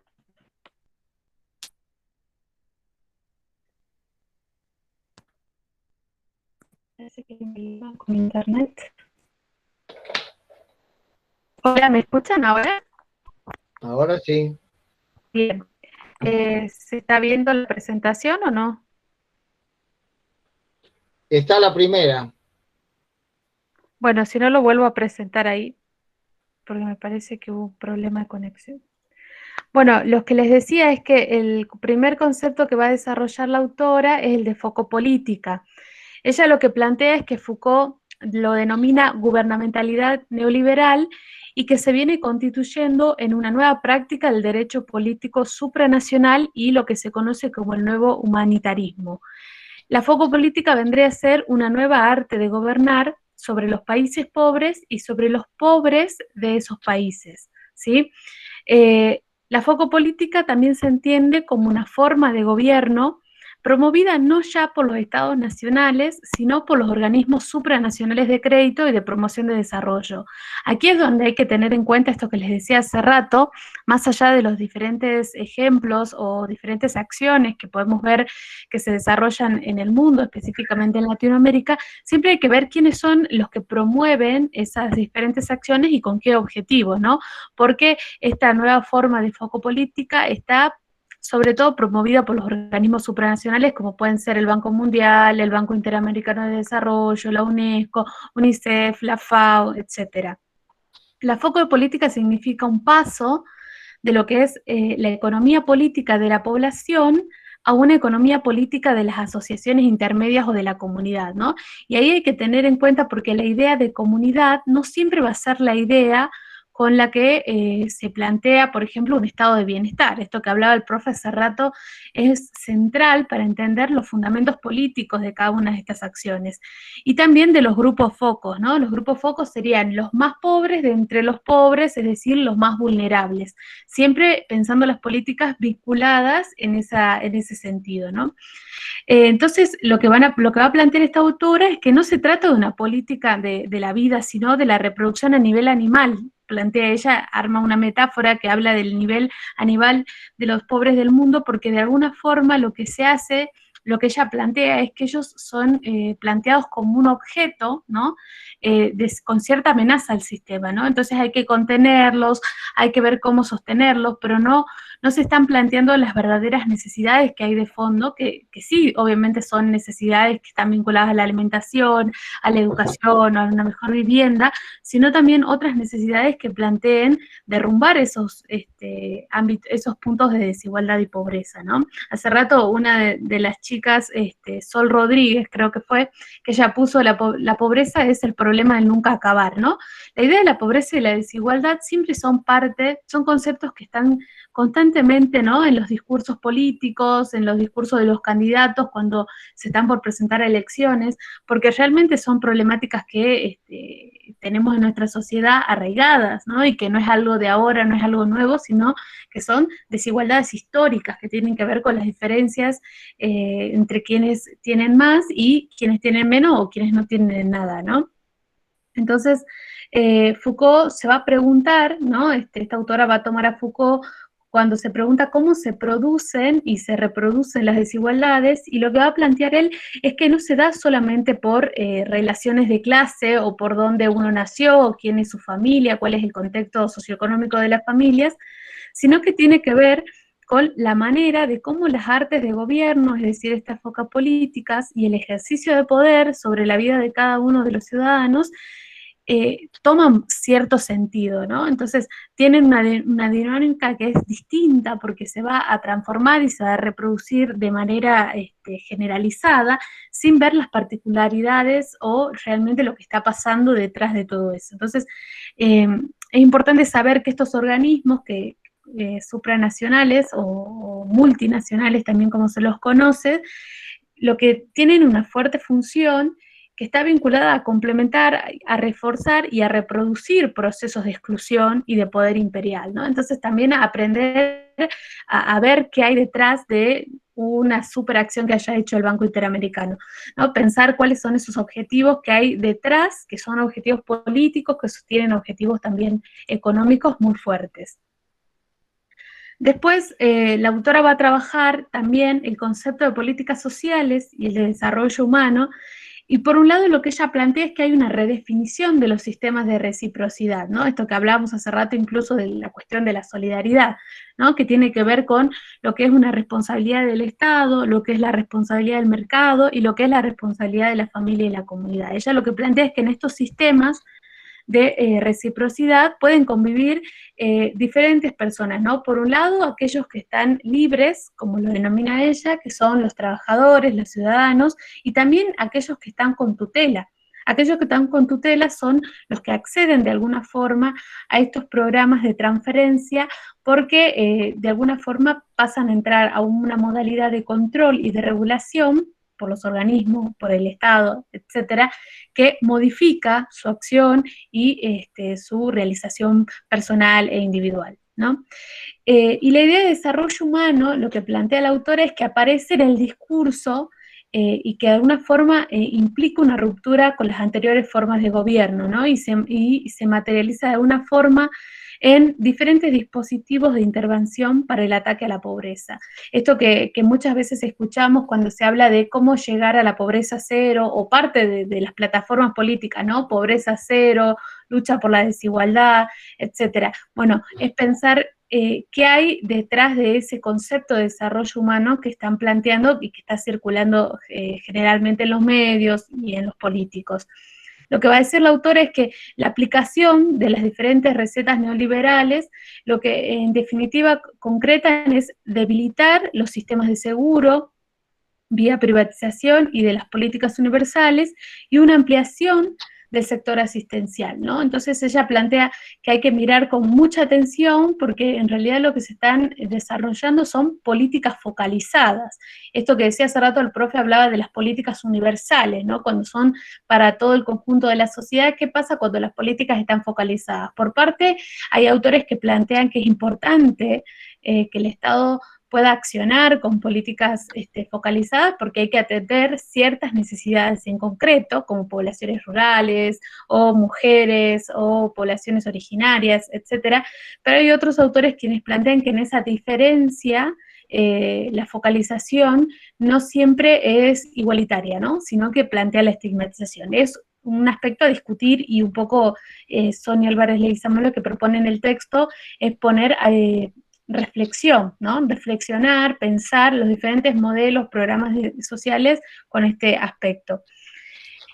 Después, lo que va a plantear la autora es la idea del no trabajo, ¿no? Esto que también está mucho en los medios de comunicación, sobre todo cuando hay movidas políticas, cuando hay marchas, ¿no? Cuando hay ciertos reclamos de la sociedad civil organizada, ya sea en movimientos sociales, ya sea en ciertos grupos políticos, partidarios, etcétera, se plantea esa idea del no trabajo, ¿no? De que los estados, o en este caso los organismos, no lo hacen solo, lo hacen de la mano de los estados, como que generan estos tipos de programas sociales con un objetivo que tiene que ver con adherencias políticas, adherencias ideológicas. Entonces, esto circula mucho, ¿no? En el sentido común, en las discusiones, ¿no? De la mesa, con la familia, incluso con los amigos. Hay personas que plantean, bueno, estos son todos planeros, ¿no? Es la típica estigmatización que circula, que los medios la refuerzan también, ¿no? Teniendo en cuenta esto que hablaba el profe en la primera parte de la clase. Entonces, todos estos diferentes ejes, ¿no? Del discurso común, del discurso cotidiano, nos va a hacer pensar esos problemas de transferencia de otra forma. Dice la autora que la focopolítica es un conjunto de reglas para ahorrar recursos. Entonces no tiene como objeto el trabajo, sino en todo caso el no trabajo, la desocupación.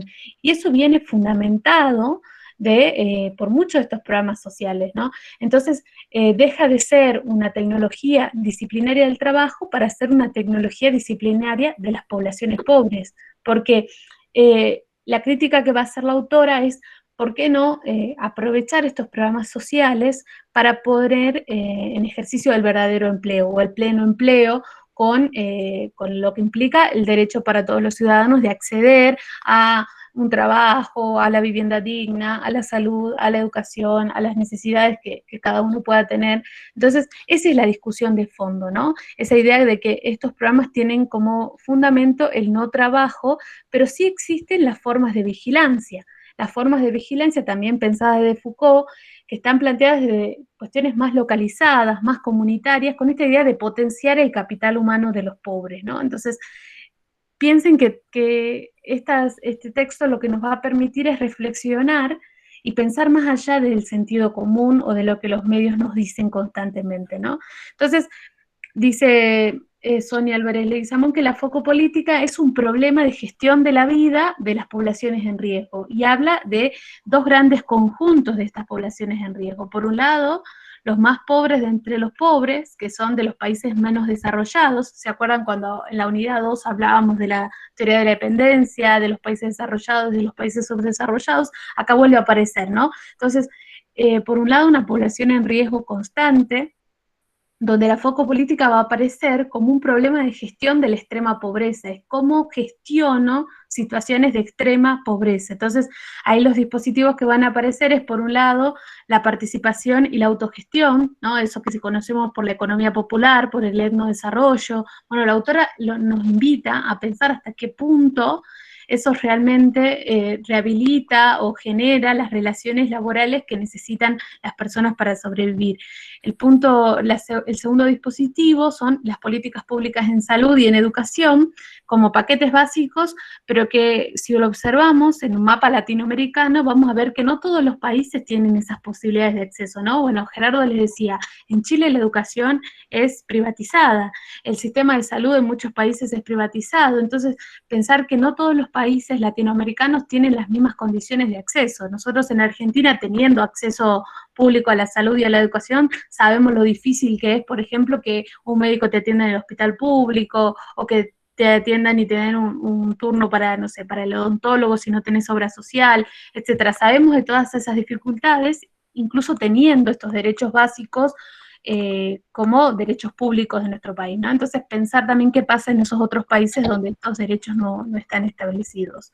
Y después también, el otro dispositivo de intervención para estas estas poblaciones van a ser los ingresos mínimos básicos, ¿no? Que esto es lo que vienen a plantear estos programas, que tienen que ver con supuestamente poder suplantar total o parcialmente todos los otros dispositivos anteriores, pero que también pasa a ser de alguna forma idealizado, ¿no? Porque si tengo un ingreso mínimo básico, no necesariamente con eso puedo atender la salud, con suerte me alcanza para poder alimentar a los hijos, a las hijas, ¿no? Entonces también poner en discusión, una de los comentarios que había en el chat hace rato era la discusión por la renta básica universal, ¿no? Bueno, sí tiene que ver, porque tiene que ver con pensar cuáles son los objetivos o a qué se refieren con una renta básica universal, cuál es la disposición para poner en discusión o en tensión estos programas sociales. Y la otra población en riesgo van a ser las nuevas y las viejas minorías, ¿no? Que son los más vulnerables por su condición de marginación y exclusión histórica. La autora se refiere específicamente a las mujeres y a los niños pobres y de pueblos originarios, de pueblos aborígenes, que siempre han sido excluidos históricamente, han sufrido desigualdades, entonces en esta situación es aún más fuerte, ¿no? Entonces acá aparece la idea de la feminización de la pobreza, la infantilización, la indigenización de la pobreza, que son conceptos que circulan quizás muy poco, ¿no? Por ahí en algunos ámbitos académicos, aquellos que estén militando en el feminismo, las chicas que estén militando en el feminismo capaz que lo sintieron nombrar, pero no es algo que, por ejemplo, esté discutido en los medios de comunicación, ¿no? Y que es tan importante para pensar las necesidades y los derechos de las poblaciones. Tenemos tiempo, sí, tenemos un minutito más. Por otra parte, también la autora va a hablar de la idea del capital humano, ¿no? Que esto también lo planteaba hace rato el profe, la capacidad productiva de los pobres y el capital humano de los programas de transferencia. Los programas de transferencia condicionada son programas para pobres, así dice textual el texto, no es que yo estoy intentando estigmatizar, ¿no? Aclaro que es tomado textual del análisis de Sonia Álvarez y Leguizamón. Estos programas tienen como objetivo, dice la autora, reducir la pobreza, y está puesto entre comillas, porque es parte también de ese discurso del desarrollo humano, ¿no? Mediante la transferencia de ingresos condicionados, en el sentido de que el receptor o la familia deben realizar acciones como una condición, es decir, se entrega dinero pero a cambio de algo. Esa contraprestación va a estar vinculada a la idea de acumulación de capital humano, ¿no? Y también lo ponen entre comillas, porque es ver, bueno, hasta qué punto realmente el capital humano se puede acumular a partir de esta transferencia. ¿Cuáles son estas contraprestaciones? La obligación de que los hijos vayan a la escuela, que tengan una asistencia escolar, que tengan los controles médicos periódicos, que realicen las vacunas, que los padres o las familias hagan los trabajos llamados comunitarios, etc. Estas son características generales de los programas de transferencia. Van a observar que en cada país se desarrollan diferentes programas con diferentes características, ¿no? Algunos están exclusivamente orientados a la educación, en otros casos están dedicados específicamente a cuestiones de salud, ¿no? Entonces, para las familias en situación de extrema pobreza, los ingresos son provistos como una asistencia de emergencia. Eso es lo que va a plantear la autora. Entonces, cuando vos asistís en emergencia, no necesariamente ese dinero o esa transferencia monetaria va a servir para acumular capital humano a largo plazo, ¿no? Entonces, hay como una cuestión en tensión ahí que nos hace pensar cuáles van a ser efectivamente los alcances de esos programas sociales. Y ella toma una autora que se llama Ana Fonseca, que ella va a plantear que los elementos en común que tienen todos los programas de transferencia es que por un lado hace foco en las familias pobres con niños, sobre todo que tengan hijos menores, las contrapartidas o condicionalidades, que todo piden a cambio algo en particular, y tercero, que las mujeres siempre son las titulares de los programas, sobre todo en los últimos años, cuando la cuestión de las discusiones sobre la igualdad de género se han puesto en escena, ¿no? Recuerden que, por ejemplo, en Argentina, durante la crisis del 2001, uno de los programas más conocidos en ese momento como un programa de emergencia fue el programa de plan de jefes y jefas de hogar. En ese caso, el acceso era tanto para hombres como para mujeres. En cambio, en los últimos años, cuando empezaron a implementarse otras políticas de seguro social, por ejemplo, la asignación universal por hijo está destinada específicamente a las madres como mujeres titulares de esos ejemplos, ¿no?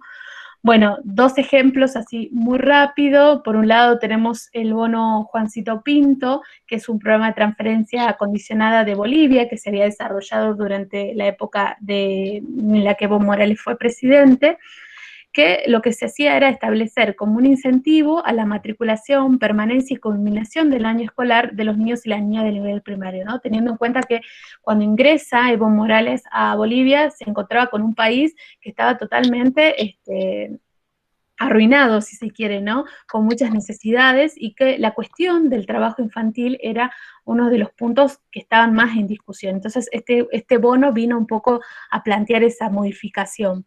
Y otro de los programas más conocidos a nivel latinoamericano fue el Bolsa de Familia de Brasil, que era el más grande de la región en cuanto a cobertura, el alcance que tenía, y además era un programa que vino a, de alguna forma, unificar otros programas anteriores que había en Brasil en ese momento, y que trataba de llegar a esa extrema pobreza, ¿no?, de las familias que vivían sobre todo en situación de vulnerabilidad en ese país. En este caso, este programa estaba financiado por el gobierno federal de Brasil y también por el Banco Mundial, ¿no? Entonces ahí fíjense que hay una doble financiamiento, pero que también tenía objetivos más largos para pensar cuáles son los alcances. Y por último está la idea del círculo vicioso de la pobreza que aparecía en el video, ¿no? Y está entre comillas también, porque justamente es un concepto para poner en discusión. Dice que hay autores que plantean que este tipo de programas de transferencia monetaria tienden a romper el círculo vicioso de la pobreza. Pero esto se dice desde una perspectiva de la economía política liberal y neoliberal, ¿no? Porque parten del supuesto de que la pobreza se reproduce de acuerdo a un círculo vicioso, ¿no?, que tiene que ver con una transmisión intergeneracional de ciertas ineptitudes, discapacidades, falta de habilidades, de entrenamiento, de capacitación. Entonces, justamente lo que va a hacer la autora es tratar de derribar esa idea, ¿no?, discutirle y por lo menos generar una actitud crítica ante esa idea del círculo vicioso. Y acá está el autor que planteaba el profe hace rato, que es Amartya Sen, que él, su modo de entender la pobreza es que es una carencia de capacidades, no de bienes, ¿eh? Y Oscar Lewis lo que él va a plantear es que la pobreza se reproduce porque hay una cultura particular que transfiere esas pautas culturales, tradicionales, familiares, ¿no?, que son de diversas índoles y que tienen un efecto. Entonces, ahí es donde pone en tensión un poco la autora, porque ella va a decir que la pobreza y la desigualdad tiene que ver con estas cuestiones históricas arraigadas de muchos años, de generaciones anteriores, y que no tiene que ver justamente con una cuestión material, ¿no?, de bienes. El texto también va a citar un estudio del Banco Mundial que justamente recientemente, en los últimos años, empieza a modificar un poco esa postura, ¿no? Y dice, bueno, que sí, que la pobreza es resultado de desigualdades persistentes y sobre todo de la concentración de la riqueza, y no es una cuestión local de un país, sino que tiene que ver con una geopolítica mundial, ¿no? Entonces, de acá para pensar y para unificar con los contenidos de la unidad 2 cuando hablábamos de la teoría de la dependencia, por ejemplo, ¿no? Entonces, estas ideas que va a ir planteando la autora, en conclusión lo que va a decir es que hay muchas cuestiones vinculadas a la lógica económica, a la lógica del trabajo, que es como una excusa, ¿no? Es decir, bueno, ¿cómo se llega a esa situación? Porque no quieren trabajar, porque no, y muchas veces hay que plantear qué hay de trasfondo, ¿no? ¿Por qué esa persona no puede estudiar? ¿Por qué esa persona no puede trabajar o acceder a un trabajo donde no necesariamente lo tengan que sobreexplotar, ¿no? Entonces, ella lo que nos va a plantear justamente es poder pensar todos estos programas sociales de acompañamiento que promueven en algunos casos los estados, en otros casos los organismos supranacionales, es pensar un poco más de trasfondo y teniendo en cuenta el contexto geopolítico mundial, ¿no? Bueno, perdón que fui tan rápido, pero bueno, ya son casi las 8. Entonces, esto es un poco la sistematización de ese texto. Yo voy a subir el material a la plataforma para aquellos que tengan dudas, que tengan preguntas al respecto, las puedan hacer. Y también hay un trabajo práctico que está justamente orientado a pensar un programa actual, que en realidad es un programa que en Argentina se inicia durante la presidencia de Néstor Kirchner, cuando él anuncia la creación del programa Argentina Trabaja. Después ese programa tiene algunas modificaciones durante la presidencia de Cristina Fernández, pero cuando llega concretamente el gobierno de Macri, ese programa se transforma en el Hacemos Futuro. Y ese va a ser el punto que nosotros vamos a analizar en el trabajo práctico número 3, que van a tener que pensar ese programa, sus objetivos, sus modificaciones en relación a todo esto teórico que ha planteado Sonia Álvarez Leguizamón. Bien, bueno, son juntos de las 8. Si alguien quiere hacer algún comentario o alguna pregunta. Profesora, ¿habría una posibilidad de que suba los Power? Este sí lo voy a subir porque... Por favor. Este sí lo voy a subir porque no, justo estoy viendo que lo vieron muy chiquito o que no avanzaba. Quizás es un problema de conexión, así que lo voy a subir para que lo puedan mirar. Bien, ¿alguien más quiere hacer alguna consulta? Una sola cosa. La modalidad del parcial. Una sola cosa me gustaría decir, que esta profesora que Sonia Álvarez Leguizamón es profesora de la universidad, es una investigadora conocida sobre estos temas. Sus trabajos tiene una situación, digamos, una presencia internacional, inclusive algunos de sus trabajos por la seriedad con que fueron realizados, así que supongo que si entran en Google encontrarán otros trabajos de Sonia Álvarez, que es una persona que nos aporta mucho a la mirada de la zona, que a veces es fundamental para poder entender estos procesos que María Rosa tan claramente y con tanto entusiasmo desarrolló en esta oportunidad. Creo que son autores, en este caso una autora, que nos da mucho, y bueno, la tuvimos en la universidad, ahora se jubiló Sonia, pero sigue produciendo y sigue trabajando en este tema, porque bueno, dedicó gran parte de su vida a reflexionar, a investigar y a transmitir. Bien, ¿había una pregunta más? ¿Puede ser? Bueno, si no hay más preguntas, nos encontramos entonces el próximo martes para la última clase en vivo, que lo que vamos a trabajar, bueno, de paso aclaro, el único tema que no va a entrar en el parcial es el tema de capitalismo de las plataformas, el capitalismo aumentado, porque no llegamos a abordar ese tema. Entonces, la modalidad va a ser múltiple choice, virtual por la plataforma Moodle, se va a rendir el 16 de marzo a las 18 horas. Profesora. Sí, Tomás, te escucho. Disculpe que le interrumpa, es solo que sí, ya tengo su correo para que pueda mandarle unas cuantas consultas, pero aquí quisiera saber si no podría subir para Moodle el temario completo del que es el parcial, para que no me vaya a perder y no tome un tema innecesario para mi Sí. para mi estudio. Lo voy a, igual la guía de preguntas está subida desde los primeros días de febrero, que la guía de preguntas en realidad es orientadora, ¿no? Es para que ustedes sepan qué abordar de cada texto. No lo tienen que enviar, no lo tienen, o sea, cada uno si lo quiere hacer para estudiar es una herramienta propia, ¿sí? Y el único tema que no va a entrar es de la unidad 3, es el capitalismo de plataformas, que ya no hay tiempo ya para abordarlo. Y el próximo martes vamos a trabajar el último tema de la unidad, que tiene que ver con esto que venía planteando el profe, ¿no? Un poco del contexto post-coronavirus, ¿no? Pensar cómo queda la sociedad y el capitalismo en la actualidad. Ese va a ser el último tema que vamos a trabajar el martes que viene, y después ya al otro martes toca el parcial. Así que bueno, cualquier duda, cualquier consulta, saben que nos pueden escribir, y si no, nos encontramos el próximo martes. Otra duda. Sí.